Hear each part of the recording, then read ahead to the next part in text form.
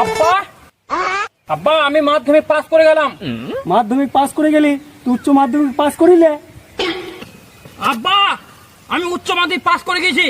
তুই বিয়ে পাস তো করিলে? আব্বা আমি বিয়ে পাস করে গেছি, এবার আমার বিয়েটা দাও।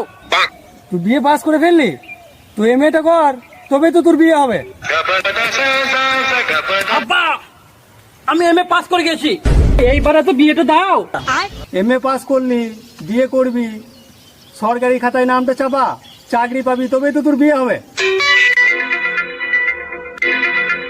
ভাই সরকারি খাতায় আমার নামটা তুলে দাও তো। আধার কার্ড এনেছো? হ্যাঁ এনেছি। ভাই তোমার বয়স পেরিয়ে গিয়েছে। আয়